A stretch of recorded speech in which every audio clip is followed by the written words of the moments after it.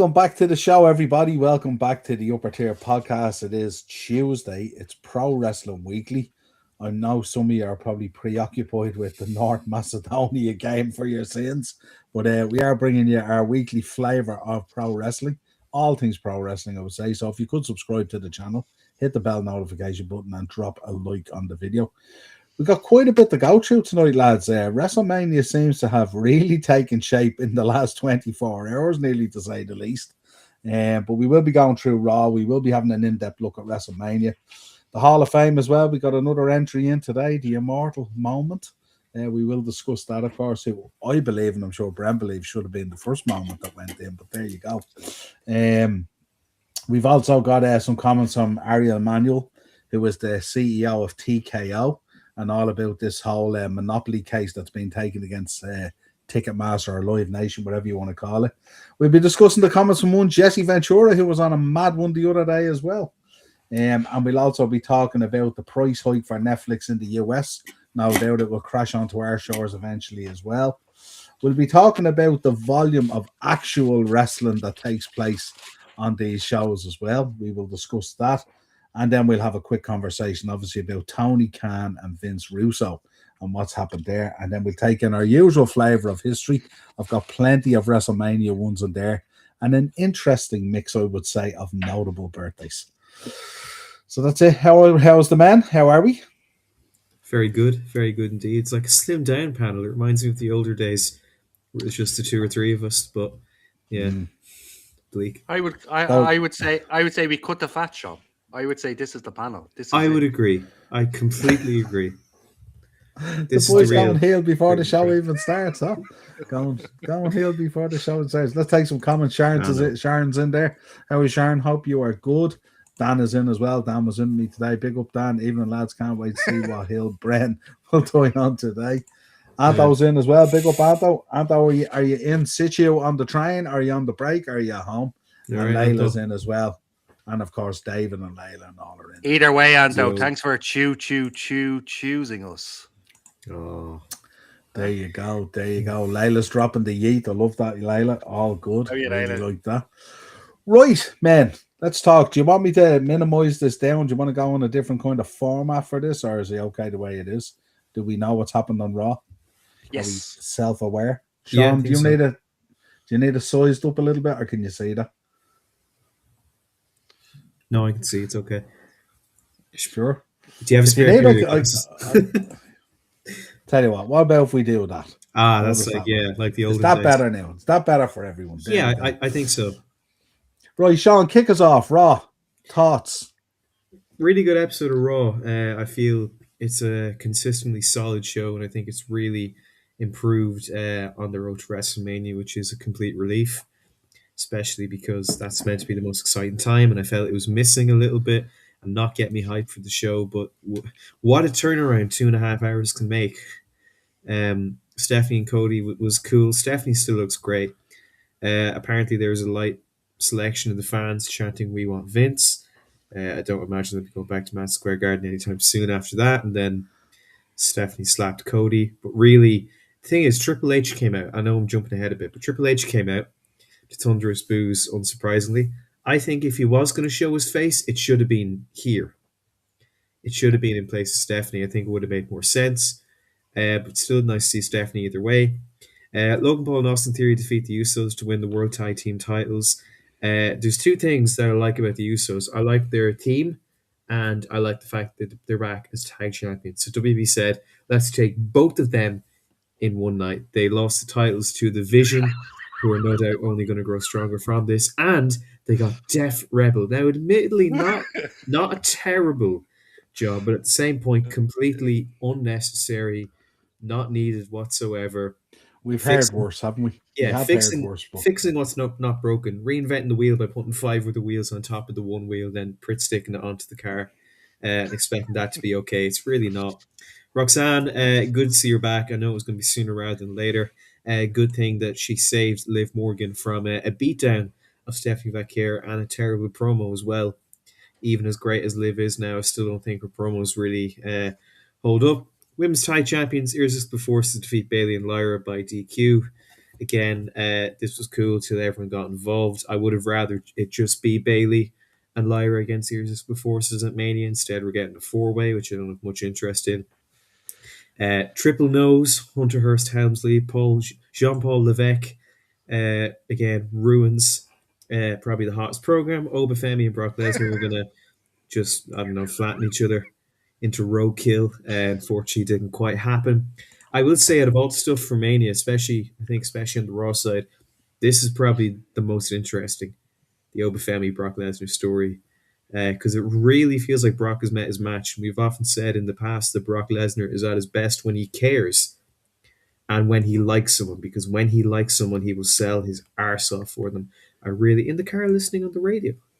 That's amazing. Probably not the first time Brendan Reid has been on the radio waves. If you know, you know. That's the dynamic of us, where we go from the radio to the 50-inch screens and all. You know, we cover all bases. We have three faces for radio. Those glasses are for radio as well. But no, Wow. quite Oh big. my god! I know. It's the color, I swear. But no, this is really, really cool. That match at Mania, I think, is going to be absolute murder. Did you catch the alternate camera angle when he launched your man? Yeah. Oh my god! If there was ever a reason to turn around and go, I never want to take up pro wrestling, that was it. It was unbelievable. I just noticed Brendan Reid also has glasses. I feel I should complete the story, finish the story, and get a pair. I have to tell you, they're bleeding, killing me. I have to take them off. I just did it. Don't be finishing any more stories. We've had enough of that, like. Yeah. Oh, Brad paying homage to his favorite Devon Dudley with those shades. More spiked than Devon, I would say. Yeah, I don't know. Full heel. Well, I'm just in a mood. I'm in a mood. Had my first driving lesson today. I got a new CD player for my room, so I'm amped up. And the fact we've got a much slimmer panel is going to open the door for me to ruin everything, like Triple H ruined Obafemi and Brock Lesnar getting into hang on. You can't just drop that you had your first driving lesson and not give us a little kind of reflection on that. Like, you know what I mean? Oh yeah, it's way more important than Raw. Yeah, no, it went great. I think it went well. My first time doing it, the guy was super nice. He said, you know, please make mistakes. Like, he wants me to make mistakes because everything's new to me. My goal is to do the 12 lessons and then pass a test, get a car, get custom hydraulic action in it like Eddie Guerrero, go to Dundalk and that, have it bouncing on the road. But no. We're flying without wings on. Yeah. Amazing. Sorry, I got majorly carried away. Penta and Kofi was cool. I think that 5-way ladder match is going to be absolutely great at Mania. Yeah, Sharon, it went well. It went rather well. Hopefully continues to do that. As I said, you've heard my plan. CD player, hand painted car, hydraulics to bounce like Eddie Guerrero. I don't know what else to do in a car. Penta and Kofi was cool. Ladder match is going to be great, but to be honest, I don't really think Rusev has earned his spot in there. And unfortunately, as much as it kills me to say it, I don't think JD McDonough, please keep making mistakes so I can charge you more for it. Wasn't you, was it? Classic rib shot. Oh, well, I'm very rich, don't worry. I don't think JD should be in there. Not because I don't want him to be in there, not because I don't like him, because he hasn't really done anything. Apparently, Sean, there was qualifiers on main event. No, I didn't catch main event. Yeah, that's right, yeah. But they dropped that. They dropped it after the announcement. They're like, yeah, there were definitely qualifier matches. Yeah, in fairness, they were getting a bit of heat, weren't they? How did you arrive at these 5 guys or whatever it was? You know, now, saying that, I saw the results of main event, and the alternatives that they beat weren't the hottest lineup. Tozawa was there, Otis, Grayson Waller. I'm not sure, but I think that match is going to be great. Gunther and Seth. I know people are a bit miffed about this. They're two great wrestlers. As of last night, they had nothing to do on Mania, and they had a really good match when I think it was Raw in 2019. It was boring Seth, who said burn it down every 5 seconds, against Walter, and then the match ended in DQ. And then it got into a 6-man tag, and I think they've both come so far since that, especially Gunther. Well, Walter, he's now Gunther. And I feel that now we're actually going to properly get that match. I think that'll be a great match. And again, people saying, it wasn't built, just thrown on there. Well, in case you needn't know, and we're going to talk about it later, imagine with John Cena, WrestleMania is not selling particularly well at the moment. And it's definitely not because the ticket prices. Tickets are like pennies. And they need some stuff to get people invested in it. And it's working. I'm more excited for this card than I was last week. Raquel and Io was cool, and then CM Punk and Roman Reigns main evented. I don't know really how to feel about it main eventing 5 weeks in a row. As good as the promos have been, nice to see Punk get his payback. And the fact that it went straight to fisticuffs, no talking, no nothing. Just as soon as they saw each other, it was on site. I really liked that. And I thought this was a really solid episode of Raw. Got me hyped up for Mania, changed the trajectory of the whole show in 2.5 hours. And hopefully from now until WrestleMania, this can be the standard for Monday Night Raw. And hopefully SmackDown can learn a lesson and pick itself up because, dearie me, shocking episode. Hey, whoa. Give over. SmackDown's all right. You're all right, SmackDown's did you see Did you see Punk's interaction with that fan after it? Yeah. That was insane. He was hyped up, RCM, wasn't he? Unbelievable. So yeah, good. He had a proper go. I always knew he loved the fans, didn't you guys? I always knew he loved the fans. Ah, yeah. He's just working. He's just working. Don't shoot yourself in. Don't work yourself into a shoot. I suppose on the Gunther set thing is probably the ultimate pivot, as we would call it in the business, isn't it? Like this just kind of like we've had sort of all kind of things going on with Seth. We've had the hoodie guys, we've had the talk there was going to be a 6-man tag match, all sorts of stuff going down. Then we thought maybe Breaker be one of the hoodie guys, could still happen. And now we've got Gunther. But this is kind of a weird one insofar as two very established guys and stuff like that on top of their game, but it's not a career match or anything like that, so it doesn't fit kind of the narrative somewhat. So we'll see how that all pans out. It's going to be very, very interesting. As I said earlier, that other camera angle when Obafemi launched your man into orbit was just absolutely insane. Roxanne coming back, I thought was really, really good. I thought it really fitted it and stuff like that. The only thing I would say is, and we've said it a couple of weeks now, Stephanie's coming across very, very heelish in what's supposed to be the babyface, I think. She's the one bringing the chair to the ring. Brian Brand spoke about this today when we met up and stuff like that, how heelish it's looking and stuff like that. So it can be a little bit confusing. Obviously, Roxanne going in there made a big difference to that and stuff like that. Division taking the belts. I don't know. We about to get the announcement that there was another DUI or something like that. I don't know. Are we gonna hear that they released some footage out there that they shouldn't have released? How are you doing, Tamatonga?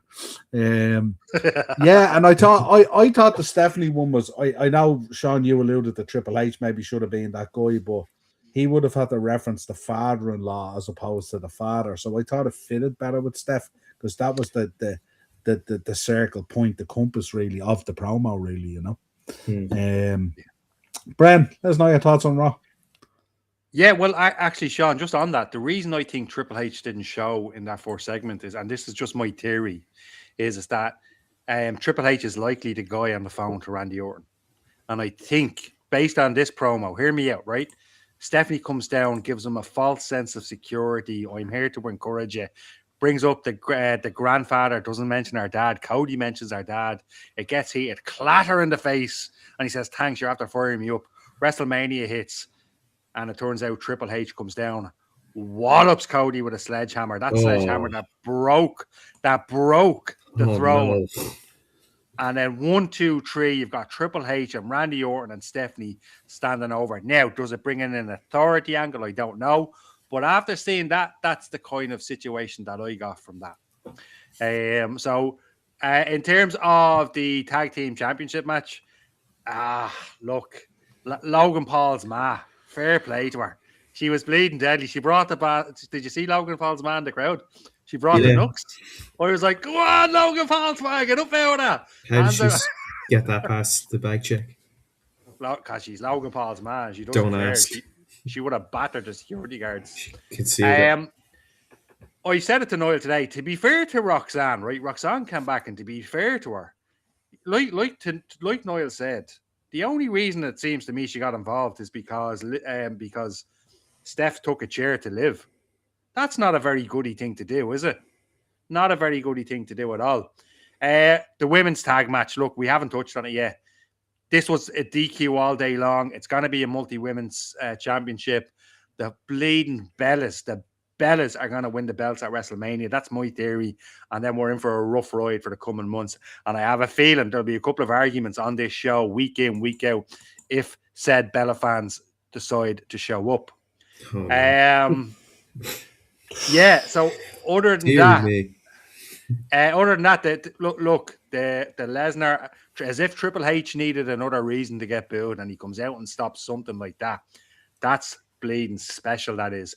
That IC thing confused me. Penta, the ladder, there's going to be a ladder match. I was like, where did that come from? And I was dumbfounded. I thought Paul Heyman was outstanding. The last promoter from the 1980s to be standing was one of the things he said. Absolutely incredible. Look, the main event was cool as well. I really liked it. Am I getting a bit sick of CM Punk and Roman Reigns in the main event every week? Abso-freaking-lutely. But look, Raquel Rodriguez learned to talk, Bren. They don't call me Cozy Road Reeds for nothing. I even said that wrong. That's where Liv Morgan gets her promos from. Anyway, look, Raw was deadly. Like you said today, Niall, when I went into the shop, how in the name of Jesus does the card go from nothing to just something like, and to which we were talking today, and you're like, you know what? I might even go to Saturday night. I'm going to Sunday night, and I might even go to Saturday night. That's big. So, I suppose the thing about it as well is, I mean, we were sitting here 3-4 weeks ago, whatever it was, and we were going, how are they going to turn this around? How are they going to pull this off? And I suppose now when you look at it, I think, and I said it in the group and all this morning, I think this has the opportunity to be one of the most stacked and probably one of the best WrestleManias ever if it's booked properly. I mean, the level of talent on this is absolutely insane. And I suppose we have to give a lot of props maybe to Triple H and his team as well, who have pulled this together kind of out of nothing. Because we didn't expect, like, I mean, we're getting a ladder match, which is always cool at a WrestleMania. It always fits. Sean said it last week on the show. I think, Sean, you said you were crying out for a ladder match. It'd be great to have one on the WrestleMania card and stuff, you know. We knew we were getting Balor and Dominic. And again, Balor putting out that promo again, that was absolutely special. His vignettes, he just warrants so much more in the company just from those vignettes and stuff like that. Absolutely outstanding. As we said, Seth and Gunther, we'll have to see what way that plays out. Maybe Breakker gets involved. Who knows? I think the fatal four-way for the tag belts with the girls, I think it's going to be really, really good. And you know, I don't think it's necessarily nailed on to be the Bellas, because this is what people are thinking. They might not necessarily give you what you want and stuff like that, you know. I also think as well as if the Bellas do win the belts, I don't think it's going to be that long. I think it'd be fairly short-lived, to be honest. I think it'd be just that kind of impact bump to happen, and then, you know, too many tag teams there. And I know some fellow panel mate whose name sounds like Schmo is going to absolutely love it, but no one else will. But we have to accept it's going to happen, so that way when it does, the blow is going to be much less. Sean, it'll be a stain on the history of the women's championship. That doesn't need any more stains. I know, but if you know it's coming, it won't. It's like if I say, Bren, I'm gonna smash your car, and you go, okay, to smash it, you're probably still gonna be annoyed, but you know it's gonna happen. But if I just smash your car in general, you're gonna be very, very upset and annoyed. I guess you're right. Do you know the thing about it, and what I thought about this as well? And of course, like, we know we've got a mix of Bella fans and non-Bella fans in the group and in the podcast and in the chat and everything and all. But I don't think it's a bad thing if, like, you're an up-and-coming tag team or whatever it is. And I'm not saying any of these are up-and-coming, if you like, you know what I mean, kind of thing. They're quite well established at this stage. But I think it's not a bad thing to win a set of belts off the Bellas, to have that on your CV. In terms of, I think there is a level that goes with it and stuff like that. And it is a throwback to that period. You know, so, and I don't think it's a bad thing. Like, I don't think when Tiffany Stratton was building up her CV and she was against, I don't know, Trish and all this kind of stuff, don't think it damaged her in any way. If anything, it solidified her as a champion. I think it can work that way, and I think maybe the Bellas might be that transitional kind of thing where you have maybe the likes of a Lyra, not so much a Bailey, but Lyra's in there, or maybe I don't know if they have another tag team coming up or stuff like that, that they take the belts, but they take it from the Bellas. I think that would be perceived as being a big deal.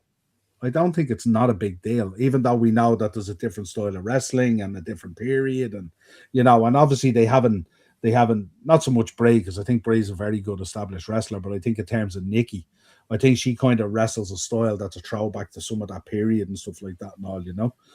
So I personally don't think it'd be a bad thing. I don't think it'll be long lived. I don't think they're going to hold the belts till SummerSlam or something like that. I think it's just an initial bump or a moment that they want to deliver.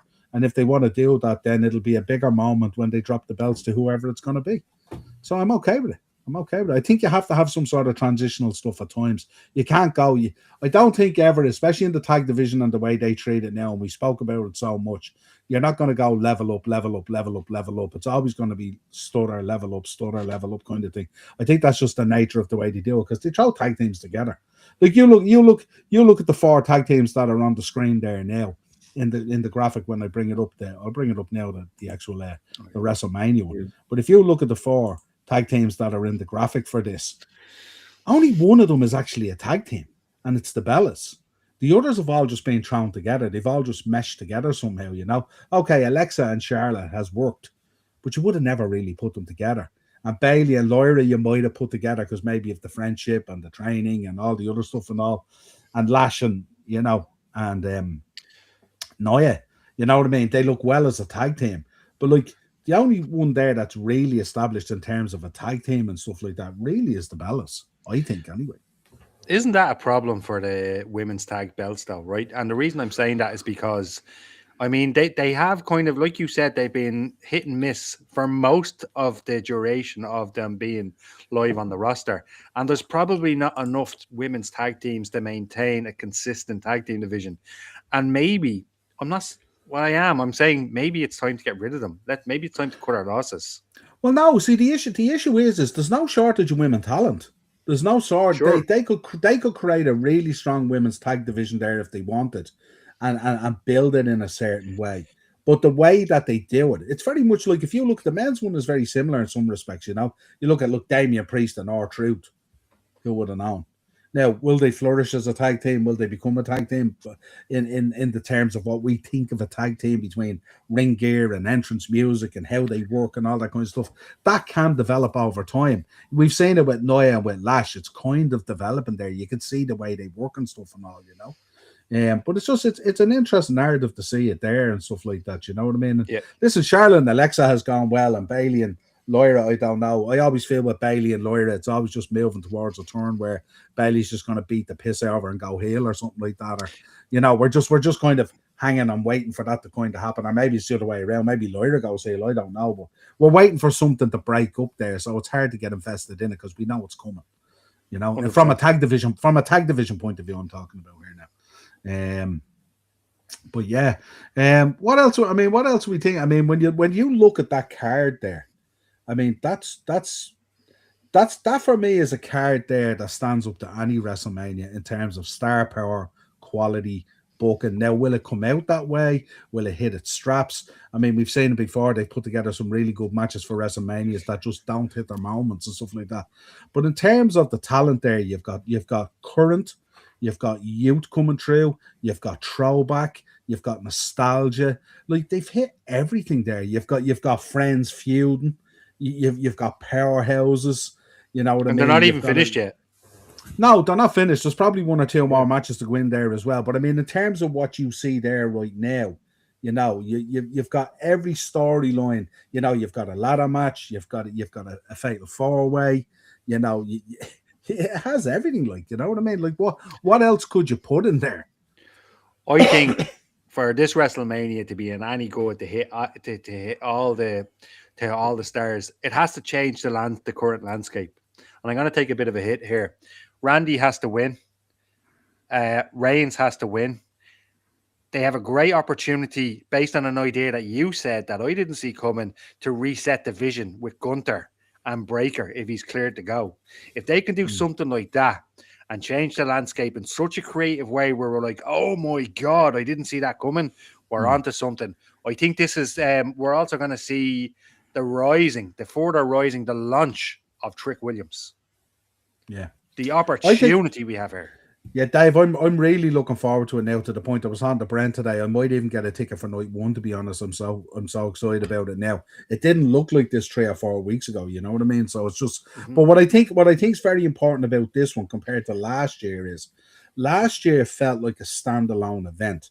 So if you remember when we came out of WrestleMania last year, we didn't quite know where anything was kind of going leading towards the summer or SummerSlam or whatever it is, whatever that next focal point is, if you like.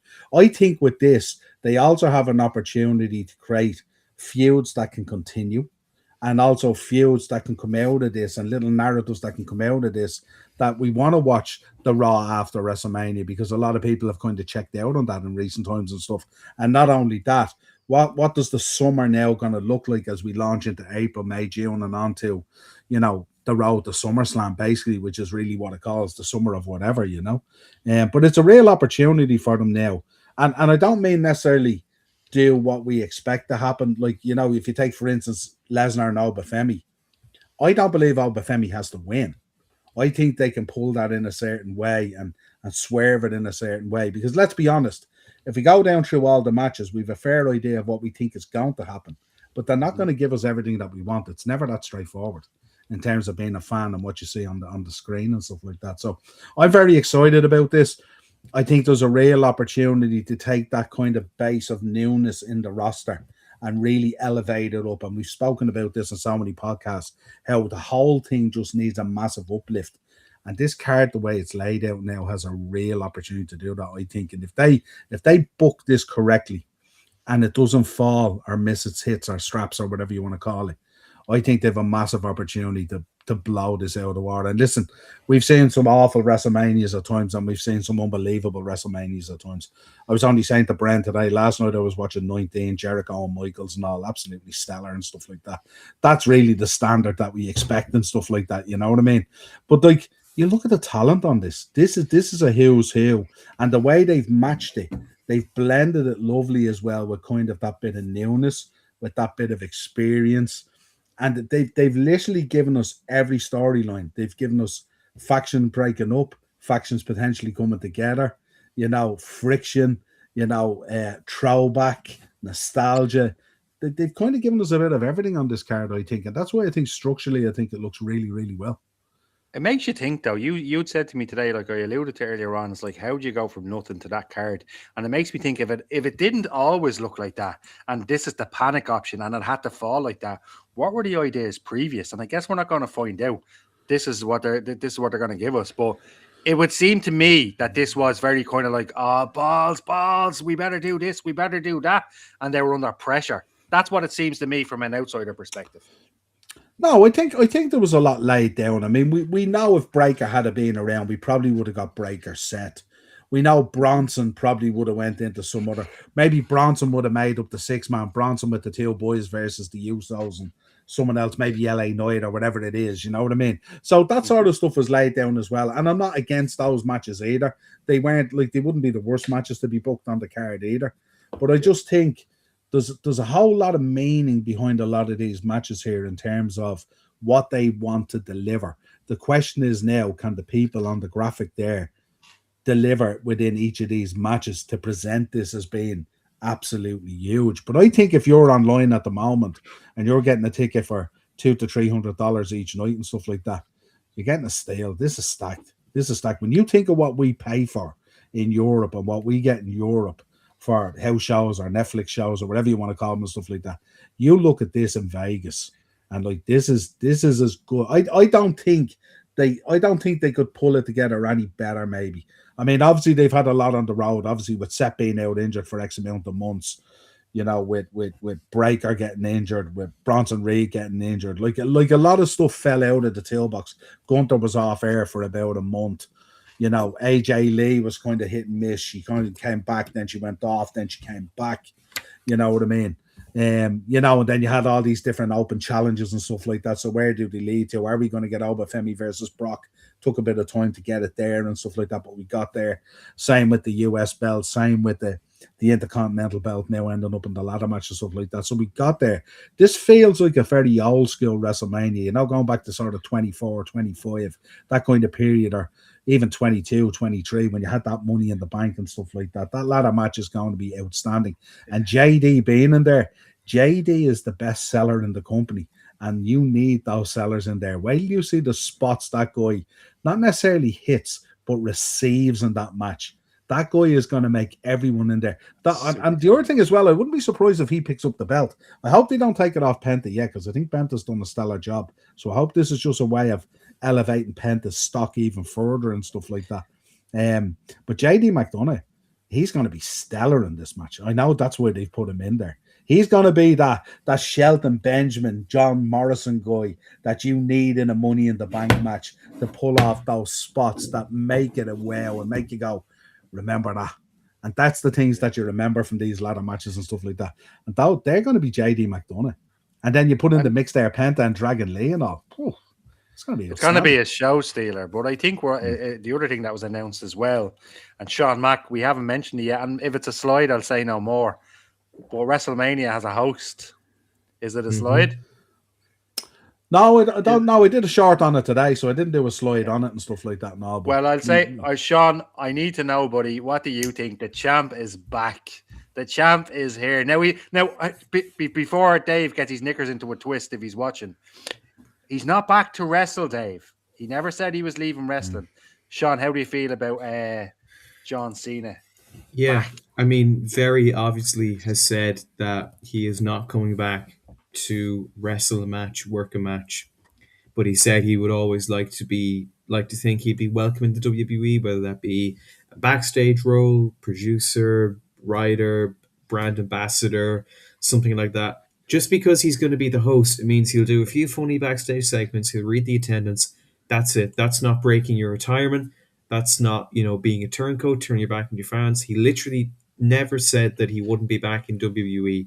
He just said he wouldn't be back in an in-ring capacity. And the thing about Mania is it's not like any other show. It is an entertainment spectacle, and I'm not normally too fussed about the guest hosts, especially when they when they ruin an already terrible main event and set up a match not many people want to see a year in advance.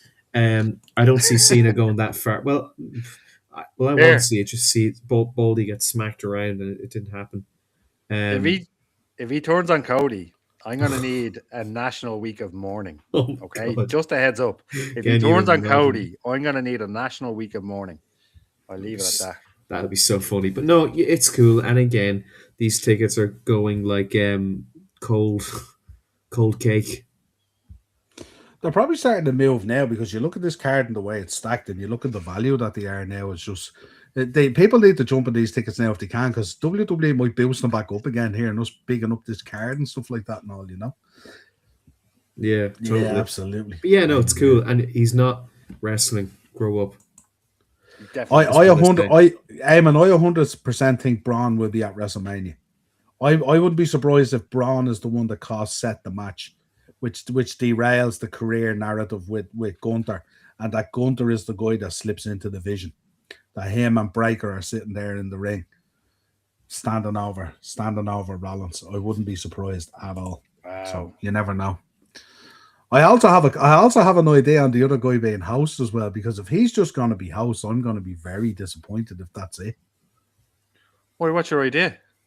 My idea is that he gets involved in my idea is that I reckon that Orton's onto the Rock. I reckon it's the Rock that's on the end of the phone.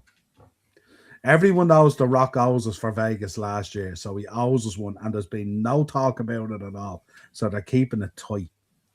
I reckon the Rock costs Cody the belt. Orton picks up the belt, and Cena comes out, and we might get Cena Rock at Saudi next year, and they have a year to build it. Can you imagine? The three times in a lifetime match? Well, third time's a charm, innit? The second match was shite, and the first one was very good. in all And this one won't seriousness, be much better because, as we said, it's a spectacle. We're not expecting this, and we're not expecting some technical wrestling. This ain't Daniel Bryan or anything. Same way You know what I mean? same way a drunken car wreck, crime scene is a spectacle, but you don't want to watch it or look at it. no, I will happily say I would, if Cody loses the belt that way to Orton. I think because if you put the four of them in the mix, they all have something involved. And forget about Kevin Owens, right? Forget about Kevin Owens. If anything, Kevin Owens is going to come out and cause Sami Zayn the belt. RKO. They need to put Kevin Owens back with Sami Zayn to make him relative again. This is what they do every single time. They're definitely not bringing back Travis Scott. I had a brainwave about that last week, and I was only messing. Only messing. Turns out he was a client of Ari Emanuel, who we're going to talk about later, and that's why he was brought in. Yeah, Kevin Owens ain't going anywhere near that mix, because when Kevin Owens comes back, they're gonna have to gently, slowly with Kevin Owens, because he's coming back off a very serious injury. They can't just whack him into that top of the table there. That's not the way that's going to go. I think they'll put him in with Sammy, and because he's worked with Sammy so much, it'll be fairly safe for a couple of months, and maybe that's how they test things to make sure things are okay. I don't think they're going to take a guy like Kevin Owens who had a serious injury, a career-threatening injury and stuff like that, and whack him into the top of the card. I'd be very surprised. Now, I could be wrong. And listen, I know no one wants Sammy and Kevin Owens again, but this is the reality of what they do. This is the safe bet, I think, Is it because when Sami Zayn comes out every week, he comes out to no reaction? Well, it couldn't be that, because he comes out to a savage reaction every week. I mean, he is so over. He does not need Kevin Owens to be over. I think that's an outrageous statement. No, absolutely not. And this is the fans in the building. This represents the pipe. This is the pipe in the stadium, right? And this is the sound going through it. That's what that represents. Okay, let's get real here. Come on. The online wrestling fans are different to the fans that actually are in the arena and going to the shows, and those fans still love Sami Zayn, still give him great reactions. And look, even I wasn't happy that he beat Carmelo, but the match I thought was really, really good. And I think this match with Trick Williams is going to be really, really good. So who's losing out here? Carmelo could still be added. I think he's going to get added on SmackDown. Yeah, how did he not get a rematch? Well, he will, because of that punch on the outside, which, by the way, that finish happened 4 times in 7 days. I seen a slide today. I should have brought it to the show. I might bring it next week, but it's a list of 10 of the mysteries in WWE that have never been resolved or followed up on, and it was hilarious. It was hilarious. I'll drag it out for next week. A special unsolved mysteries episode. Oh yeah, it'd be like the Scooby-Doo. It'd be like the Scooby-Doo episode or something like that. It was insane. Class. I love Scooby-Doo. Yeah, I know. I'm the same. I don't necessarily want it, but I know that's where they're going to go with it. Cody is going to lose that belt. Big up, Layla. More than likely, I'd say. Welcome to the club. Oh no! What was it, Kevin Owens? Is he back training? Yeah, he is back. Apparently, he's back training and stuff like that now. But again, I think that it was just great news. Well, it's great news, assuming it's all good and it's all right. You know what I mean? So it's like we don't want anyone there. We don't want anyone getting really hurt. Yeah, Eamon. Sammy pissed me off by winning the US title. Listen. And it's an indifferent reaction that he gets. It depends on where you are in the country or what country you're in, depending on the reaction he gets and stuff like that and all. You know what I mean? It's just, I don't know. People have just dropped their standards as far as I'm concerned. What we think about Vision winning the tag titles, I'm okay with it. I think they'll load it up. Right, let's move on from this and let's talk Hall of Fame. Interesting one. I found this one as well, the top 10 biggest WWE Hall of Fame snubs. So I just said I'd put it in there after last week and some honorary mentions and stuff like that and all, so interesting one stuff. I wouldn't say they're snubs. I'd say it's just a timing thing, but that's what it was classed as. How did we feel about Bad News Brown? Brent, do you remember much of Bad News Brown? I remember Bad News Brown and stuff. I remember Bad News Brown in the late 80s and somewhat in the early 90s as well. He's just kind of a staple of, like, in around that Dino Bravo era. So when I see him, yeah, absolutely. I have very vague memories of him, but a very, very, very, very good bad guy. Obviously, clues in the title. Is this absolutely? do we feel this is complete now? Is this it, or are we going to get one more? Are we going to get another announcement? Normally, the match that they put in is normally the last announcement, isn't it? Is this what we're getting? I don't think there's any more. I think that's it. We're done now. I think the focus is going to be on the stories. It's going to be on getting more matches on. But looking at that list, Rick Rude, Bob Holly, 100% Bob Holly. Man's a legend. He should have had the strap in 2011. But Rick Rude, Miss Elizabeth, get out of town. Vince can't see going in. But there's some really, really good names there that 100% should be in. And some of them, as you alluded to, Noel, can't go in because of the estate and because of circumstances beyond WWE's control. So snubs, like you said, is a bit of a strong word. Anyway. Yeah, absolutely, Eamon, 100%. Stephanie McMahon slapping Cody reminded me of Randy Orton. Yeah, it's insane. Absolutely insane. Yeah. I thought when she slapped him, I thought Cody was going to hit her with a cutter. Oh, I really wanted it to happen because it seemed, no, he's too much of a gentleman. But being too much of a gentleman is what made him lose his title at last year's WrestleMania. So I would have thought he'd learned his lesson. Do you think they're planting seeds? like these are the seeds. Cody's going bad guy. He's going bad guy sooner than we think as well. He doesn't mind either. Well, if he's going to stay in around the storyline that he's in, he can't go bad guy. Because if you're talking about Triple H coming out and you're getting your version of the Authority again and stuff like that, I suppose, yeah. Cody going heel ain't going to fit in that mix. No, absolutely not. It's not. I suspect I'm wrong though. So I mean, the only other thing is unless Triple H comes out and you think he's going to cost Cody the belt, and he does the switcheroo and he costs Randy the belt, and they repeat the Evolution history. Oh, yes! I took the belt off you once, Randy, and I'll do it again. Take the belt away from me. So, imagine the watch along if Cody retains. I am going to be insufferable if Cody retains. It'd be so funny though. Insufferable as it is. Yeah. Jericho for the Hall of Fame. I don't think it'll be this year though. I don't. Maybe next year. No, absolutely not. No. Cody's so soft. Yeah. No, he's not. He's hard, real hard. He doesn't look like a heel. Even that Goldberg walk the other day. Come on, he's soft as shite. Come on, he doesn't look like a heel. He'd bat the Unify. Yeah, but you know he wouldn't. No, he wouldn't. I don't shot to the neck. He would have got low blowed. He would have got low blowed behind from me while he was smashing up that throne with that sledgehammer at that time. No. If he thought the Bruce Peck was bad, imagine what Niley would do to him. Even if I had a bottle of his vodka inside me. Listen, Triple H Gunther. I would have liked that back in the day, but also now. Sharon, I won't be moaning if Cody Rhodes wins. Everyone thinks that I'm a Cody Rhodes fan. My issue is his positioning in the company. My issue is not about Cody Rhodes and how good a wrestler he is or a performer or anything like that. My issue is if I owned the company, I would see greater value in Cody Rhodes in a different position. With that being said, if you were Cody Rhodes, would you take what's being given to him? Or would you say, no, it's cool, give it to the next guy? Cody Rhodes a company man. You're not taking that away from him. Cody Rhodes' legacy, Cody Rhodes Hall of Fame, Cody Rhodes everything is set. That's done. 100%. That's there. But that's not the question I asked. Done. If you were a wrestler, right? And I've always wanted to be a wrestler, but I'm a midget, so that's not happening. I wouldn't stop you. We have a place for that as well if you want to. There's midget wrestling leagues around America. Right? Yeah. They're so funny. They call them micro brawlers, man. The 5-hour run. And it's very good, by the way. It's very good. It's but amazing. The point I'm trying to get at, Noel, is that if it was me and I was Cody, I'd absolutely take the belt. I'd run with it as well. I think you'd do the same as a wrestler. You know what I mean? And that's my issue. Like, as a wrestler, you'd do the same. So would you, Sean. 100%.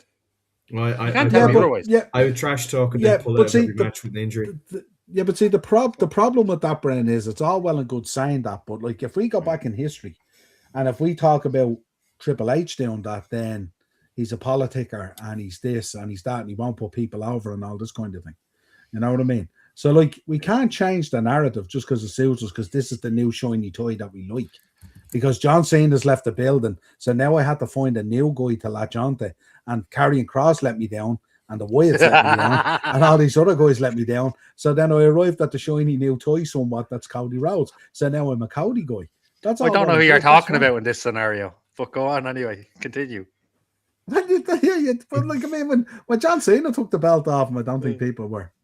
You know what I mean? So it's like, I just think, look, at the end of the day, if you look at the Mania card again, I wouldn't be too upset if Cody Rhodes is going in there as US champion versus Trick Williams. And let's be honest, every single match on WrestleMania is a main event.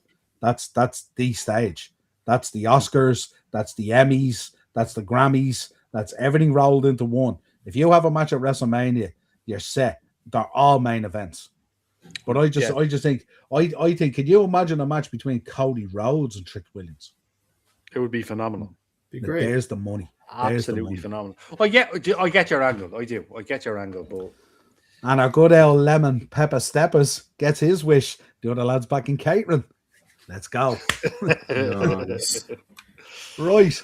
The dream. Let's move on. So we don't think maybe there was no one else. What did we make of this came out during the week there? That potentially the talk on around the rumor was that a call was made to one Donald Trump, and this kind of went away pretty quickly. This case with Live Nation stroke Ticketmaster and all the monopoly in the business and all this kind of stuff and all. It's a very interesting one, isn't it? Sean, did you catch hold of this at all? Did you read this during the week with Ariel Amani? I didn't know this gobshite was involved, but I did see that there was like texts that were leaked from a Live Nation group chat of the employees, and they were laughing about how much they were charging for parking and saying like, "Oh, we're robbing people, so funny," and I can't wait to charge $250 for parking. They're scumbags, and this man is the root of all evil in the WWE. To be honest with you, from Travis Scott to the ticket prices to everything, and yeah, I don't know what to say. Why would you want an investigation to be called off unless you were guilty?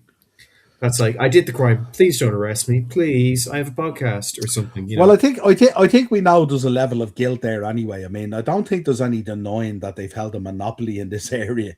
You know what I mean? I don't think even the most brazen of anyone could allude to the fact that that's not the case. I think what's there is the damage and how it's going to be broken up going forward is really how do you minimize that level of damage. Kind of thing. That's what I think it was more about than anything else, you know. Anto, what you mean triple nose now? You can't turn around and say you want your guy to equal this other guy's record by throwing shade at that other guy when you're bigging up that other guy for having 15 titles and you want your guy to equal it. That makes no sense. He does have a big nose, though, doesn't he? He does have a big nose. I mean, we're not exactly Westlife. You know what I mean? Like Brock Lesnar just squeezed his nose to see if he made a noise like that would be enough to. If his only worry is that he has a big nose, he's doing all right. He's winning in life, isn't he? Yeah, probably. Oh dear. But yeah, no, this is shit. They're essentially daylight robbers, and they need to all be held accountable. Yeah, bonkers. I don't. Unless they do the ultimate switcheroo, unless we're demolition powers of pain switching here now. But listen, this is WrestleMania, and like, you know, this can happen right behind the curtain within 5 minutes. Who knows? This is crazy, Sharon. You're absolutely not a Cody fan. That's where you're wrong, Sharon. That's where you're wrong. A matter of fact, I only picked up a Cody figure the other day. It's up there.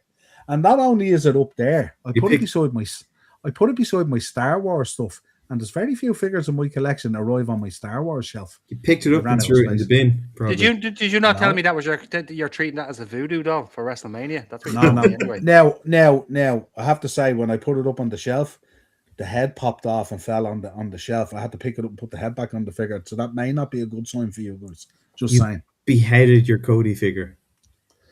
Talk about working yourself into a shoot. I didn't even try to do it. It kind of just happened, but it did at the time. I did take a step back, first of all, before putting the head back on. You know? I was thinking of putting a Ted DiBiase Jr. head on the body of it. See what happened. He should have. He's a free man. There you go. Bram, what did you make of this? this is bullshit. I hate this. This irritates the life out of me. And what I hate about this is that it's basically going to be they're going to brush it under the carpet. They're going to pay the fine, and we're going to be having the same conversations in 6 to 8 months' time. This is absolute balls, and I think he should. You know, when you take a Ticketmaster and they have to pay $280 million, and like for us mere mortals, like that's a house full of cash. I get it, like, you know what I mean. But for these guys, that's just a decent night out. Come here. Like, no, yeah. Look, for these guys, them paying that amount is the equivalent of me going into Wrestlemania and buying a T-shirt. That's what that is. Absolutely horrendous. They should be ashamed of themselves. Top floor of the Stevens Green Shopping Centre, by the way, folks. Just to the right when you go to the top floor, or to the left and you walk around and it's there. But either way, this is horrendous and it's disgusting. And you know what? It's a sign of the times. It's ridiculous. And this isn't going to change, by the way. This is not going to change. This headline will go away and we'll get distracted by something else in the next few months. And this will be swept under and we'll talk about it in another year. And Sean, to your point, see this guy should be drop kicked into Mountjoy or a prison like it and battered, because this is bullshit. Should be drop kicked into bloody volcano or something. This is absolutely. Do you know what? Actually, I didn't know about this today, and then I whistle into Niall's shop. I'm like, I'm all delighted. I'm like, hey, I'm in Wrestlemania in Stevens Green. This is great. And he's like, bam, look at this, and I'm like, for fuck's sake, this is ridiculous. I didn't expect that, but it's ridiculous, and I don't like it. It's after pissing me right off, and after I seen it. I can't, because this goes to Oasis, it goes to Westlife in September, it goes beyond wrestling. This is not just wrestling. Look at UFC, absolutely horrendous. And don't even get me started on Netflix. We're going to be touching on Netflix in the next couple of minutes, and I can't believe and wait to talk about them. But for now, this is bullshit. They should be all put in prison. Yeah, and tickets should go. Here, listen, let me put this into perspective for you. In 1997, I went to see Michael Jackson. I was up front, and it was like 55, 60 pounds. Holy shit. No, I'm not. No. 55 pounds. To be up front for Michael Jackson, I was literally here away from the window, which for those who can't see, it's not too far away. I could be like, I could give him a wave. I could moonwalk in front of him. Yeah. Absolutely ridiculous. 1995 he's talking about. A Star Bar was like 20 pence. Come on. And then you woke up, and then you opened your eyes, Bren. And then, Bren, you woke up in your own bed, and you weren't at the concert anymore. Very strange. Look, it's not. But Bren, we've had these conversations on here. They sold out the bus tour. They'll sell out the pasta class. They'll sell out. See the new Hall of Fame VIP now? $9,500 to meet Steph and AJ Styles. Right. Yeah. Okay. They'll all sell out. So like if people are going to keep on buying them, these lads are going to keep on peddling them, and people keep on buying this stuff. Whoever's buying them should be tied up to a pole and battered with a hurley stick, because it's fucking ridiculous. Sorry for cursing. And remember, in this country, Bren, we call that murder. Just to let you know on the record here, you know. And just to let everyone know, we don't endorse any of Bren's comments on this podcast. This is all Bren. Yeah, apart from people in TKO. But the other thing is, WWE stand on the shoulders of giants, because this awful daylight robbery price gouging they took from the UFC. They had a pretty bang average show 2 weeks ago in London. My cousin went over. He had a pretty decent enough seat. He paid £275 sterling for that. Right? And now they're charging this. But unfortunately, WWE is hot. We complain about these ticket prices. People still pay for them. As Niall said, the bus tour is gone. The pasta glass is gone. If they do a pruning session with Danhausen, the fucking boogeyman, it will sell out in seconds. If they do a house show in Dublin tomorrow, it will sell out. Wrestlemania, even though it's selling terribly, will still sell really well. The pay-per-view after that will still sell really well. People just have to stop buying, but that is never going to happen, and I'm not going to stop buying it. Because... Well, then it goes back to my point. Regardless of what happens in this case, next year we're probably going to have a different, slightly different slide, but the same conversation, the same absolute bullshit conversation. Which listen, we know the story here. When they scan your name going through the turnstiles, they're only short of trademarking it within an hour. So like, this is the world we live in now. You know, it's what are you supposed to do? Like, the only way you do is you vote with your feet and you push back, and then they cop on. But Like no, there doesn't seem to be an appetite for that at all. There seems to be an appetite to push more and more money that way. But then look at the WrestleMania maybe tickets. WrestleMania. But look at the European tours. Look at the European tours and look at all the other events stacked out.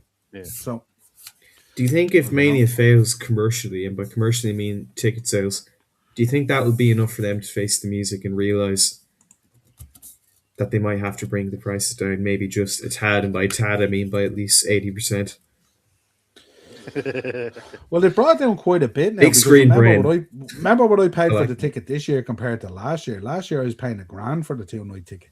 What you get for what night are you going or meant to be going? I'm going. I'm going. I've bought a ticket for night 2. So okay, how much? I'll say I'm tempted. I think it worked out at about it was in around 200. We got it on the deal with the discount. Okay, well that's actually not horrendous, but like again, yeah. How bad is this company that $200 for a ticket is actually? Well, that's actually quite that's reasonable. Because if I was to go to a gig and I had to pay that for a single ticket, I'd be out the door. But that's what we're then you look at the now. SmackDown. But then look at the SmackDown gig in the Trey Arena where people are paying 400, 500, 600 and saying they didn't even wrestle. It wasn't advertised to wrestling night. No, but they're not. His last show, come on, it was advertised on the marquee. His last appearance. But that means give us a fucking headlock or something, you know. Yeah, what I mean? Sean, you were there. I was there, and there was big bucks dropped on the tickets. And for Cena not to wrestle was a travesty. And saying that to be there was amazing, but for him not to wrestle was a travesty. For the price, 400 quid on average for a ticket, 400 euros to not even be near the front. Not even. That's insanity. I had a man came in to me on the day with a family, paid $2,500 for the tickets, and they were all decked out in the Cena gear from head to toe, like those little Russian dolls that you take apart. And they went there to see John Cena. And what did they get? Promo. Nothing. Beating up Logan Paul, saying shite. Expensive promo. What that worked out at 50 quid a word. Something like that. They would, they would, 100%. And I hope they do because he's really good. Tombstone. What's the tombstone? The joy of having a dad.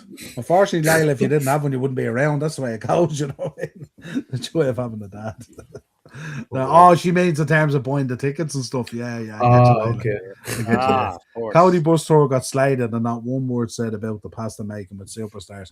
We actually said about the pasta class last week. We brought up it was actually Sharon on the same slide. If you remember the slide, one side was the pasta class, the other side was the bus tour. I understand where Sharon's coming from, though, because she's trying to create the Niall Hogan, Cody Rhodes narrative. Hey, it's not. Last week I spent the same amount of time. You kicked off on the bus tour, and that's what drove it even longer. Not me. I just dropped the narrative. You discuss it. Yeah. There we go. Right, so from one gouging to another, what did we make of this? Wow. Sean. He didn't hold back, did he? I must say, if that was a blade job, great for a first one. Blood is not mass transit, which is a good thing, although he probably wanted to be. So it would have gave the impression he would have got shot. But the only thing I have, and trust me, I hate Trump. No time for him. I think him and Ari Emanuel should be shot into a volcano, sent to Dundalk or somewhere. But someone who was sitting behind Trump died. Who was at the conference, for real. Yeah. And I find... And look, I don't think Trump faking it is like difficult to believe, you know, because he's that kind of guy. He's like Richmond. Do you remember in the IT crowd where he's in the court case and he's losing and he pretends to have a heart attack so he can win his plea, but like he has his eyes open, he keeps looking up. But the fact that someone died who was just there to like listen, I find that a little tough to believe that, you know, someone with an armed weapon didn't cause that. But Jesse Ventura is great. I take him over Trump. Even if Jesse Ventura never gets elected in politics again, just for him to be in a room with Donald Trump for 3 minutes, I would literally kill to watch that. And I get what he says about the Hall of Fame. I know Mick Foley for a while has campaigned, especially now, to not have Trump in the Hall of Fame. But the thing is, like, the celebrity wing the Hall of Fame, there's some people who are really significant who are in it and aren't in it, and then there's insignificant Yeah. people who are in it. Trump was a manager at WrestleMania, and he did like a one-off appearance on Guest Host Raw. And it was pretty fun times, having Vince be outsmart and then having him shave his head and then get hit with the worst stunner ever, only for Vince to outdo it 4 years ago. I don't really think it warrants a Hall of Fame induction. So even if you ignore he's also had links down through the years with some of the pay-per-views and with WrestleMania and stuff like that as well. So but like so it's like but I mean, if that's the case, look at like Muhammad Ali. Should he not be in there then? Absolutely, he should. Because but he only had that appearance, like WrestleMania 1. That's what I was saying last week. You could go back through it. I mean, I don't think any of us would blink an eye if they announced next week that Cyndi Lauper's going in. No, you said that last week, and it absolutely stomped me. I was like, "You're bloody right as well." I think she should go in. No, but you know what I mean. The whole idea of a celebrity wing, it's the celebrity wing. They don't have to wrestle like 60-minute matches or something like that. You know what I mean? It's the eyes that they brought to the product at the time, and there's no doubt he brought eyes to the product at the time. I mean, we all remember him standing there and Vince getting his head shaved and stuff like that. Well, it was insane. And he clotheslined him. You know what I mean?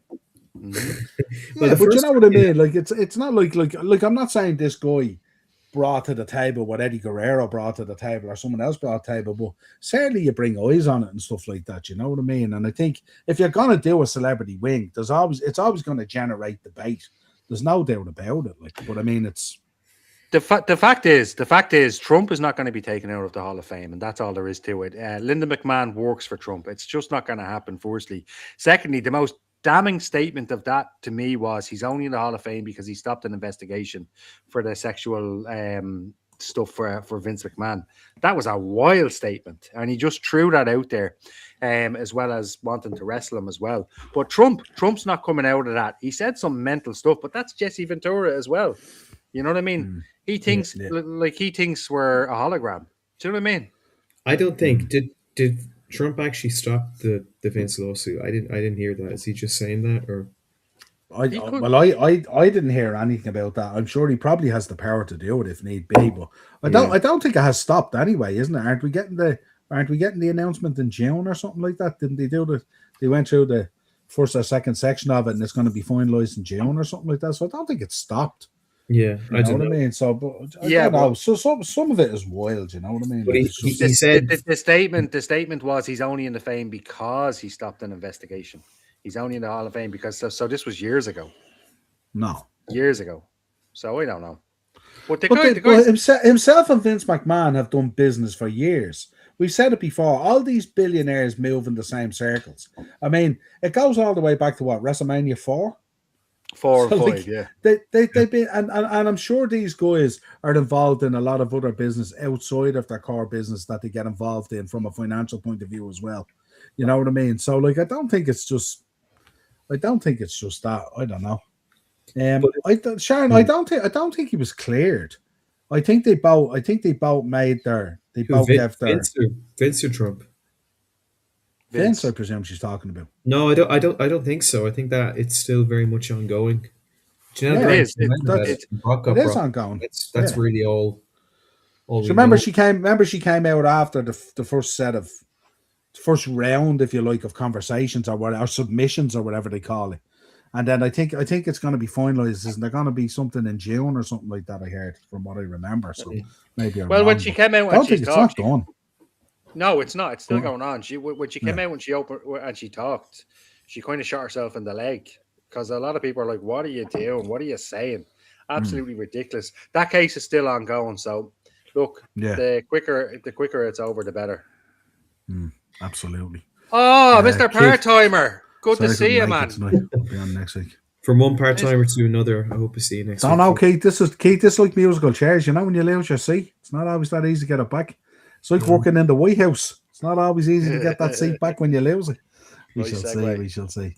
Have a good one, pal. Good to see you. What do we make of this? Netflix upping the cost of in the States, which I presume will come over to us eventually as well. But I think this is always a weird one for me because, like, I know people don't like, especially at a time where there's a cost of living crisis and stuff like that. They don't want to see prices going up and stuff like that, obviously. But there was no doubt. I said back when Netflix launched the WWE thing just over a year ago, or whatever it was. I said that there would be price hikes coming because someone has to foot the bill for the $5 billion.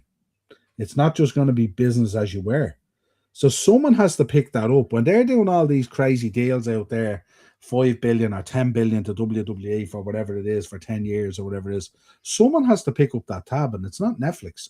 So if you want WWE on Netflix and you want it there and the network is gone and all that kind of stuff, we have to pick up. It's always going to go up. I think if you look at it on the face of it, I think the problem for wrestling fans in the States as well is they have to subscribe to a lot of other stuff. It's not just Netflix, whereas we get literally everything on Netflix. They have to subscribe to ESPN Plus and ESPN and get other stuff and all. So for them being a wrestling fan, and then obviously you have AEW with the new AEW on demand thing or whatever it is, and originally over here we had Thriller. Yeah. So it can be quite expensive if you're a wrestling fan of a lot of wrestling promotions or the whole wrestling world, if you like, and stuff like that. But I think if you look at Netflix on the face of it, like what's it costing there? If you go with the premium tier, you know, it's $27 a month. It's less than $1 a day for what Netflix gives you. It's not mental. Compared to what we pay here for Sky and Sky Sports and TNT and, you know, all that kind of stuff, you know. I think it is mental. That I think it's outrageous. And I'll tell you why. First of all, I want to preface this by saying I have Netflix and I paid a full subscription. At the moment, it costs me 24 euros a month at the moment. So when that goes up, it's going to be about 26, 27 euros a month, let's just say, right? Yeah. The biggest, it's like they're saying, listen, we like giving you content and all that, but did you know it's so easy to get WWE for free? It's so easy to illegally stream stuff, and they're here upping their prices. Absolutely, they should not. Firstly, they shouldn't be doing that. I understand what you're saying about footing the bill, but secondly, like you said, and I know you had an argument against it.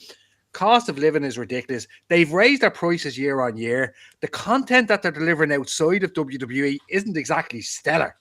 It's not stellar. They have competition out there. Disney kicks their arse in some of the stuff they do, because I have Disney for the kids, obviously, as well. So it's like in a market that's a competitive market, and plus we have Paramount coming over now as well, charging much less as well. So why shouldn't I, as a Netflix consumer that watches WWE, say, do you know what? Screw it. Here's what I'm going to do. I'm going to stream WWE illegally. That's going to hurt WWE. I'm going to leave Netflix and I'm just going to continue my Disney and I'm going to bring on Paramount for a tenner a month and get all the same benefits. And Netflix can suck it. Do you want me to tell you why you're not going to do it? Why? Because you're a Fed guy. Oh, dearie me. So, like a lot of people, you have an allegiance to it. You've followed it all your life. So you're not going to fuck them over. And if you look at the culturally, if you look in the States as well, most people are brought up on the basis of the pay-per-view system and all that kind of stuff. They pay for NFL, they pay for NBA, they pay for MLB, they pay for all this stuff.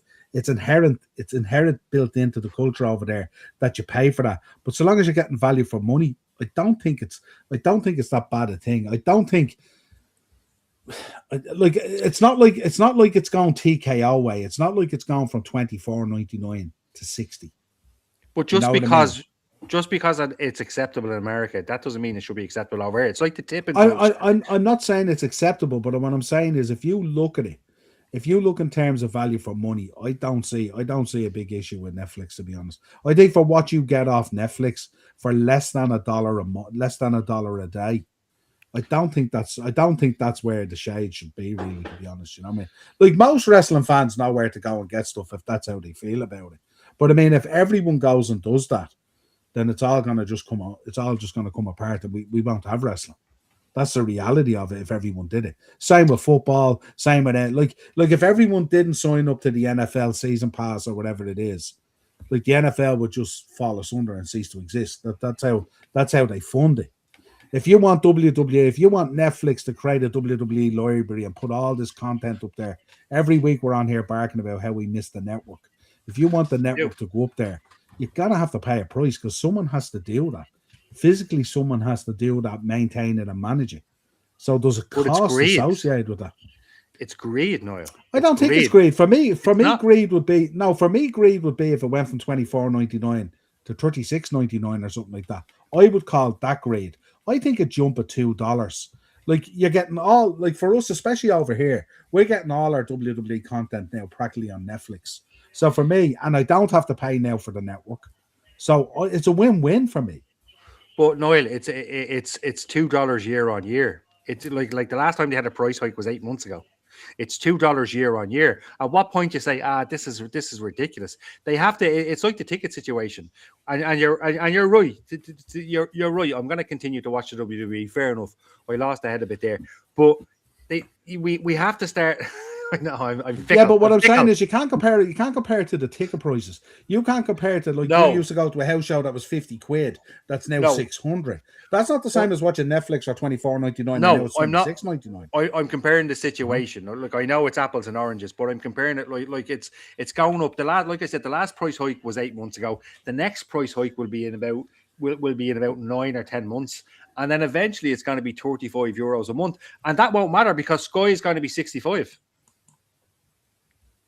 Like it's going to be like, that's the justification. But Sky is going to be 65. It's crazy. Absolutely insanity. It just seems unnecessary, really. I mean, people have so many other subscriptions to streaming services. So even if it's only $2, it's still $2 more than what they would have paid. And especially with ESPN as well, because ESPN is showing the pay-per-views. Yeah, but it's also, you got to remember as well, it's only $10 less than what we paid for the network. And we would probably be subscribing to Netflix anyway. I wouldn't imagine the majority of Netflix subscribers are subscribing because WWE's gone on to Netflix. I know there's a portion that's gone on there. Yeah, but most of Netflix subscribers are subscribed. They were already there. I'd say part of this price hike, there's a lot to go with it. But I'd say in terms of WWE, I'd say they haven't hit the numbers they thought they would hit. And what they're doing is they're looking at what they're paying for it as opposed to what they're getting for it. And they have to balance it out somehow. It's like if you go and meet The Undertaker. If 10 people show up, it's $4,000 each. If 100 people show up, it's 400 each. If 1,000 people show up, it's 40 quid each. It's just basic maths. That's how they do things. When they're not in the greed mode I'm talking about. But that's how maths works. You know what I mean? Someone has to pick up the tab, and it's normally not the end user. Like if my rent in the center goes up 200% or 300%. I can't sell my products at the same price because otherwise I'm just losing money. I may as well not be there. So it's all just economics, really, you know. But I think in terms of value for money, I think Netflix is still it generally always holds together. It's a very good streaming service. Generally we don't have any issues with it. It has a lot to offer outside of even wrestling, and I think it's only going to expand more because they're talking about getting involved with the Premier League and all in football terms and stuff and all. You know. I don't know. I understand what you're saying, Noel. Like, fair enough, but I think eventually we're going to be reaching a point where they're going to be competing with Sky, and they're going to be like they already are competing with Sky. But what I'm saying is they're going to be up there in price. But look at what happens if you go the other route. The other route is okay. You legally stream it, and then you have to listen to 6 ads coming through at peak times on the videos and stuff like that. Where some lads advertising the latest yo-yo out of China or something like that you don't give a shit about, or the latest like Fire Stick, or the latest electric vehicle, or the latest, someone has the latest smartwatch or the latest phone that opens up into 6 screens. Why you'd want it, I don't know, and all this kind of thing. You know what I mean? So I don't know. You know what I mean? We don't endorse stealing or illegal streaming here. And in fact, we don't do it either. Absolutely not. Yeah. Absolutely not. But if you know, you know. Absolutely. Yeah. Anyway. But if you want to know, it's bren06@hotmail.com. If you want a link. Yeah, I don't know. I just... Yeah. But they are, Anto. But the reason they're like that is because this is what people has happened. ESPN is not happy with WWE. That's because WWE has, in terms of the ratings and in terms of the viewership and all, they've been blaming the ESPN setup and the costing as being the barrier for it. Because you remember when they went with ESPN Plus for the pay-per-views or whatever it is. So you have to have a subscription to ESPN and ESPN Plus. UFC did the same thing, actually. Yeah. Well, imagine being ESPN and WB say, we're going to put on a great first pay-per-view to hook people in and really show what this new year is about, and it's WrestlePalooza. I'd be not only that, the whole thing fell on its ass because no one could subscribe to it. It wasn't set up properly, the whole thing. And listen, they probably did people a favor looking at WrestlePalooza anyway. Yeah, that was just the show itself. How are you, Eamon? Welcome back. Some people in the chat, Eamon, would say that's the only reason they watch it. Hey, speaking of AEW. Just saying. What did you make of this? This came out this week, which I thought was pretty cool. This was the actual wrestling minutes across the main shows each week and stuff like that. And then the drop off, obviously, in the women's one, because we remember there 3-4 weeks ago, I was saying to Brent today, I think there was either 4 or 5 matches on Raw, and they were all women's matches. So that kind of probably skewed a little bit. Sean, what you're thinking of this? That you've often spoke about like 3 hours of a show for 20 minutes of wrestling kind of thing, and yeah. SmackDown, it's amazing how it can have more, albeit not too much more than Raw, yet Raw destroys it in every single regard. Collision as well is just a pure wrestling show, so obviously that's going to be high. For women's wrestling, I'm actually not terribly surprised that Dynamite is on top. I mean, AEW, I feel, always struggled with the women's division. It's good to see that it has picked up a little bit over the past while. Raw at 9 minutes, I'm kind of surprised about because I think they have a much better roster. But then again, they have a little bit less time, so I can understand not every week you can get a women's match, or if you can, just a short one. But actual wrestling, 33 minutes, and the show typically now for Raw, I think it's 2 hours 35. So what you're telling me is there's 2 hours and 2 minutes of not wrestling. Am I smoking crack? What? Well, are you, Sean? No. What would make you suggest you're smoking crack? Would you say you need an intervention? Yeah. Give this fella an intervention. I'm just trying to talk about women's wrestling. Then he goes, wait, are you on crack? 22 minutes. Women's wrestling in 2026. How dare you? Out. Is what Keith would say. No. I think it's cool.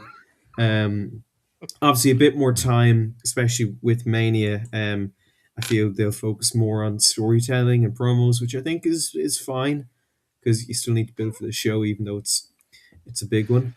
Amazing to pull the jocks off you. Well, I don't intend to try because I like wearing my jocks. But yeah, I think that's all I have to say about it. Really, yeah, Collision. I'm amazed Collision is more when it's the same length as Dynamite, really. But I suppose it's pre-taped beforehand, so they can clam more in. But I don't know. I'm absolutely shocked with those numbers, Niall. Absolutely shocked. It's astonishing to look at, and it's something like that I never even considered when you showed me that today. Sorry, still taken back by the 9 minutes of women's wrestling on Raw. That's mental. And like you said, now remember, it could be like an isolated week or something like that. You know what I mean? Because as I said, like 4 weeks ago, we had 4 or 5 women's matches. And then if you look at Raw this week, there was a lot of women's stuff on it and stuff like that as well. You know what I mean? So it's kind of like, I wonder. Sharon, don't let Brent hear you saying that. Oh, I don't believe this. But no, just on this, right? How is this calculated? Including all of the matches, or do they include the ads as well? So in other words, this is purely just wrestling. This is purely belt wrestling. This is how much time on each show. Understood. Yeah. Okay. All right. So as opposed to the ads as well. All right. Well, then that makes it even worse. Do you know what I mean? Like it makes it even worse. It's just it's mad. Well, like we've often said, I mean, like you think about when we look at Raw and SmackDown, if you think about like when you have like, you've had Cody and Randy and Drew and stuff like that, sometimes opening up the shows and stuff, and those things have gone on forever. Like a many times, what did we say? Was it a few weeks ago on the podcast we were talking about? Was it a Raw? And we said they were 25 minutes into the show before anyone even locked up. You know what I mean? So Yes, this is where yes. this is coming from. And then you're going to get your Slim Jims. You're going to get your advertisement for WrestleMania. You're going to get the promotion of all the other shows coming up. You get all the backstage stuff. Then you go out the back and lads are battering each other in car parks and on trailers and all sorts of stuff. You know what I mean? So, like, it's how they kind of tie it in and stuff like that and all. But it just goes to show you. Obviously, the advertising is absolutely huge. And we've seen it on Netflix. And many times are we sitting here going, back in 3 minutes. Back in 3 minutes. Bum, bum, You know? bum. Yeah. Bum, bum, bum. Terrible song. Bum, bum, bum. Bum, bum. I I nearly prefer to see Slim Jim ads and stuff like that because they're entertaining. You know what I mean? Yeah, I don't know. I love that. That was deadly. You kind of made it sound like Keenan and Kel there a second now. Ah, here we go. Do, do, do. Do, do, do, do, do. And then it says we'll be right back in like 20 different languages whilst advertising the next show. Yeah. It's always like Randy Orton or someone going Oh, Sean, you're killing me. Killing like me. that, and then it fades out. It's just someone. Anyway, our final topic was obviously this one. This came out during the week here. This is an interesting one. I wanted Dave really to comment on this, but Sean, give me your thoughts on it first. What this would potentially look like if this meeting of the minds was to come together. I'm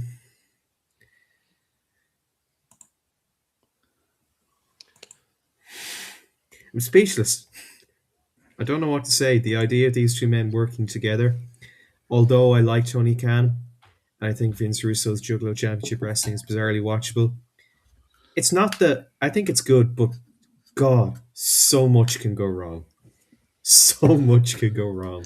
Do you know where this failed straight away? This failed straight away when they talk about blow the WWE into oblivion. Then straight away we know they're doing this for all the wrong reasons because that just ain't going to happen, no matter what you do. It's going to be WCAEW probably or something. Yeah.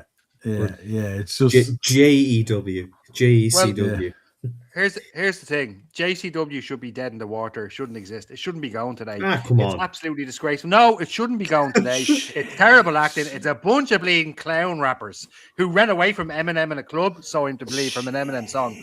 But either way, there's no jiggle out my balls. They're jiggle out juggalos. my balls. No, JCW should be gone. Jiggle out my balls. Shouldn't happen. And here, listen. Where's Dave? Because this was put into the chat today, the other day, and I think, why are we even? Yeah, Bran. Yeah. Mm-hmm. It's not Gigolo, it's Juggalo. You twat. It doesn't matter what it is. It's irrelevant as to what it is. But when you say Juggalo my balls, the chat understands. If you say Gigolo my balls, that's a very different thing. A very different thing. It's just a general statement, then, isn't it? Just putting it out. No, right, fair enough. Also, I'm not a fan of JCW. I appreciate. No, listen, JCW sucks. Juggalo my balls. And Tony Khan, what are you doing? MJF is playing a Stormer. You've just let Tony. If I'm to believe, you've just let Tony Storm go off and do a Hollywood career. If that's the case, you need to come out of the wrestling business and you need to piss off. And if you're going to align yourself with Vince Russo, him and Jonathan Coachman, two arseholes of the this is ridiculous. Actually, last thing I'm going to say on this: if Triple H came out next week and featured on WWE television as much as Russo features on JCW, Russo and Coachman would be like, "That's ridiculous. He shouldn't be booking himself like that. Fuck off." Yeah.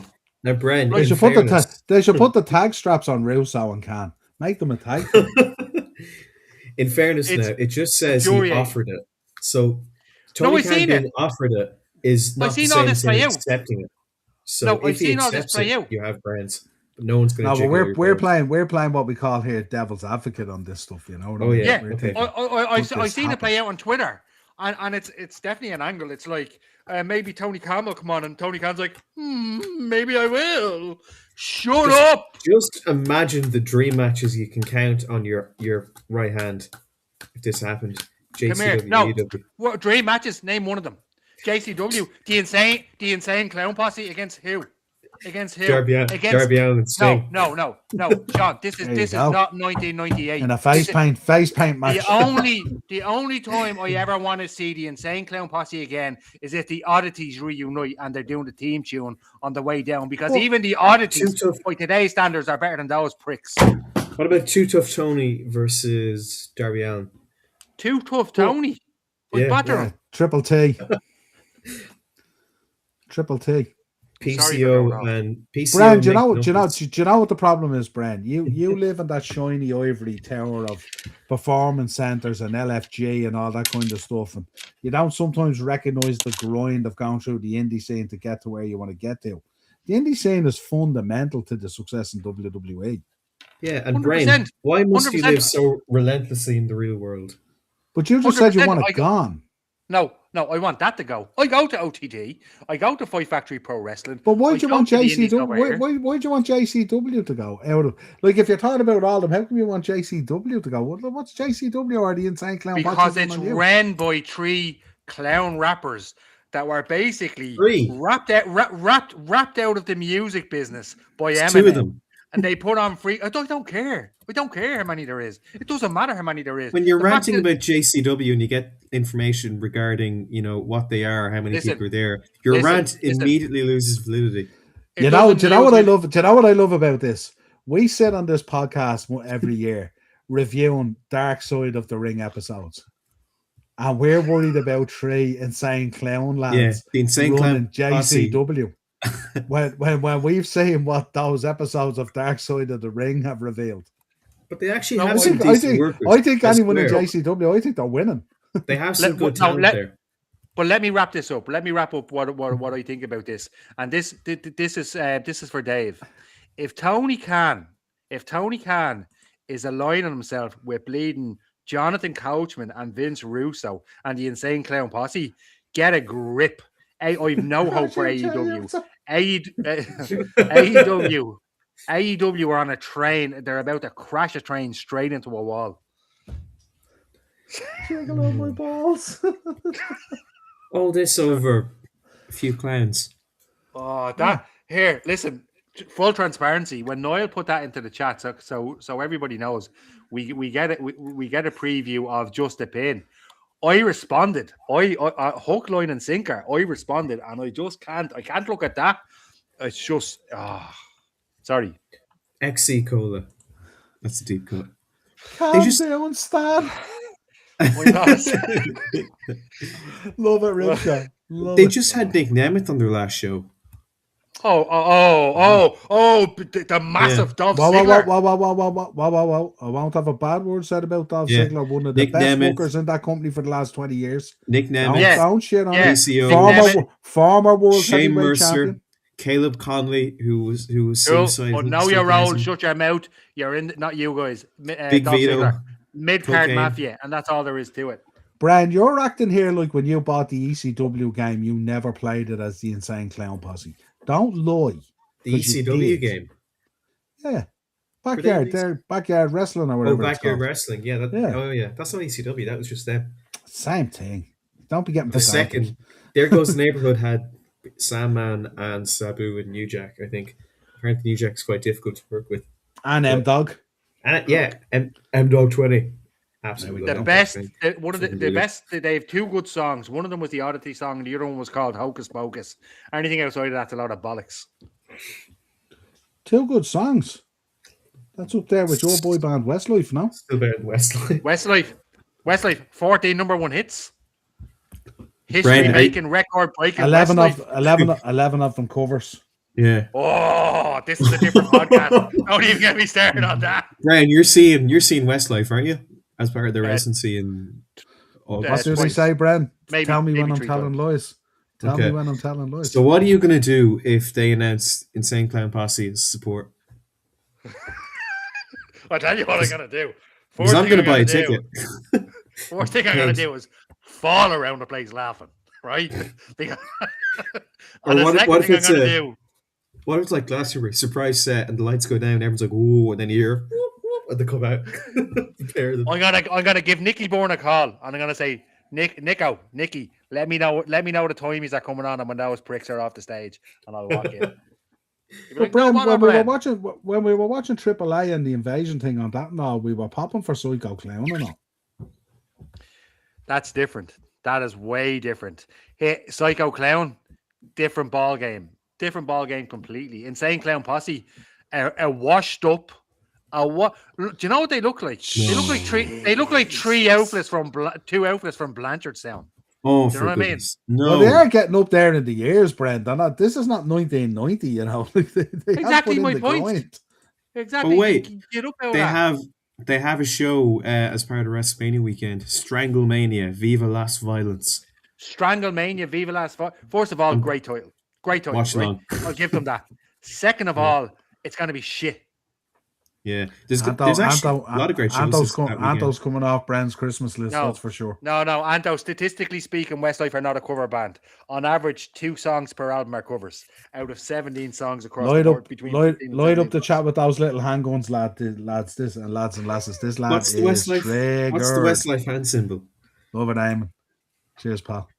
Lads, I thought this was a wrestling podcast. It is a wrestling podcast. We're about Sorry, to Eamon, my apologies. I didn't mean to go off on one there. It's incredibly ableist. It means Westlife. WL. Lads, Jim Cornette is going to go on a mad one with this Canon Russo stuff. He will. As if that podcast wasn't great enough. Can you imagine the material? Just imagine. Right, we'll take a bit of history and some birthdays, and then we'll wrap up before Brent's head explodes. Right, 1999, WrestleMania 15 was held at the First Union Center, now called the Wells Fargo Center. I was there in Philadelphia, Pennsylvania, in front of 20,276 fans, with a further 800,000 watching on pay-per-view. This event saw the final WWF appearance for Gorilla Monsoon, who sadly died in October that year. So there we go. 2010, WrestleMania 26 was held at the University of Phoenix Stadium in Glendale, Arizona. 72,219 were in attendance, with 885,000 more watching on pay-per-view, and was the first WrestleMania since WrestleMania 11 with a non-title match as a main event, the Streak versus Career match between The Undertaker and Shawn Michaels. Wow. What a great match that was. Little piece of history, yeah. I did a short on that, I think. Not as good as the first one, though, was it? No, but it's still a really, really good match. But it's just, that one was so good. I seen Sean comment on it, and he says the first one is his favorite, and probably his favorite match of all time out of between the Ric Flair one, the third one, and the middle one, because that's the match that made him realize, you know what, I've reached the top. I'm done. This is it. So that's interesting. 1979, the World Wrestling Federation, WWF, officially rebrands as the World Wrestling Federation, WWF. 1979. 1987, WrestleMania 3 was held at the Pontiac Silverdome in Pontiac, Michigan. A then world record, 93,173. Wow. On the last count. Fans were in attendance, but this number has long since been disputed with a more conservative estimate of 78,000. Will Ospreay, hold off on getting the tattoo. Don't rush into it. Piss off, 1998, at the Fleet Center in Boston, Massachusetts, 19,028 fans were at WrestleMania 14 with another 730,000 watching on pay-per-view. The show was infamous for being the coronation of Stone Cold Steve Austin as WWE champion and the appearance of boxing megastar Mike Tyson as special enforcer in the main event. 2013, sadly, Reid Flair, the son of Ric Flair, and his sister Charlotte Flair, was found dead at the age of 25 following an accidental drug overdose. Very, very sad. Reid Flair. Remember it like it was yesterday. Very, very sad. 2015, WrestleMania 31 was held at the Levi Stadium in Santa Clara, California. 76,976 were in attendance, and an estimated 1.3 watched at home on either pay-per-view or the WWE Network. As well as the matches, following a promo, The Rock and Ronda Rousey took down Triple H and Stephanie McMahon. Remember it well. That was a mad WrestleMania, wasn't it? The whole thing was nearly in the daylight. Remember, it was crazy. Yeah. Felt weird, 2003, WrestleMania 19 took place at Safeco Field in Seattle. I was on Washington. I was only watching it last night. The event is considered one of the greatest WrestleManias of all time, and was headlined, of course, by Brock Lesnar defeating Kurt Angle for the WWE Championship. How do we feel? WrestleMania 19, one of the greatest Easily. of all time. Easily. Up there. Hands down. And So good. something I want to point out, something that I've said it to you a few times. The documentary, Sean, if you've not seen it, it's the third disc of WrestleMania 20. It's called The Mania of WrestleMania. And it I have seen documents it. what behind the scenes. And it's one of the best documentaries to this day. Anybody that hasn't seen The Mania of WrestleMania, please watch it. Phenomenal. And it's stuff like that will never make me part with DVDs because you miss out on extra bonus, awesome content like that. Of course, my friend. Unbelievable. So good. Unbelievable. Unbelievable. Ripshot, I didn't say that, but I'm going to take a look at it actually because that's interesting because, as you know, we are collectors here as well. So I always like that when they throw shade at that kind of stuff. Great show, lads. Love watching and the Mad Bands. Yeah, absolutely. Anto's putting in the triggers as well there as well. Even Great with show, always. even with the insane Juggalo bigotry. Gigolo. 2008, folks, WrestleMania 24 took place at the Citrus Bowl in Orlando, Florida. The monumental event saw Ric Flair take part in what was promoted as his final match ever and still stands as his last match in WWE to this day. Very, very disappointing after that he went off to TNA and jumped all over the Rolex and all the other stuff, but however. 1985, the very first WrestleMania took place in Madison Square Garden in front of 19,121 people. The tagline for the event was the greatest wrestling event of all time. Still stands up to this day, I would imagine, with you guys, yeah? Yeah. I haven't collected that. I think I might have one, actually. I have the one, I think it's a zombie one, isn't it? The Ric Flair's last match one is in there somewhere. Ric Flair's last match one. I think it's there. I think that's a zombie sailor one. I think it is. I'm not too sure. Right, notable birthdays. 1956, Danny Davis. 1959, one of the Freebirds, Michael P.S. Hayes. 1983, Zach Gowen. 1958, Mike Rotundo. And we rounded out with 1945, SD, Special Delivery Jones. Oh, there are your notable birthdays for this week. Brendan, remember Special Delivery Jones. He was in some Nick. He was in great Nick, he was. Yeah, there we go. Right, that's it. Dad, lads, and you just want to add or take away, or we'll have the SmackDown show coming up on Saturday, Brian? SmackDown show coming up this Saturday. I imagine SmackDown's going to add to WrestleMania. I reckon it's going to shape towards it. So do tune in. Good, bad, or indifferent SmackDown. The SmackDown show will be a blast.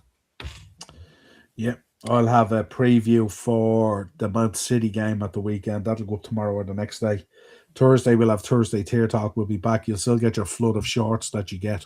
You're still getting your WrestleManias every day at this stage, all the way up to 41. But we're pretty close now. We're nearly inside. We're going to be inside 2 weeks nearly coming up this weekend. You know, it's come up so quick. And we're tackling it from two angles as well. Niall's going to be at WrestleMania, but also we're going to be having a WrestleMania watch-along. Myself, potentially Sean Mack, 100% Keith, one of the hardest working men in podcast, Dave, and hopefully the rest. It should be great crack. So do tune in and join us for that. Yeah, so make sure, folks, you're liking and subscribing and all that good stuff and hit that bell notification button as well to know when we go live and what shows are going up there and all that kind of good stuff as well.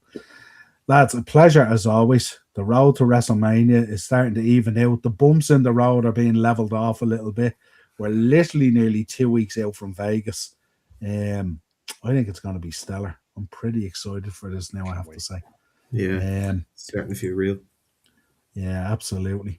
Right, so until next time, folks, stay safe. We'll talk to you again real soon. Cheers, lads. Good night. God bless.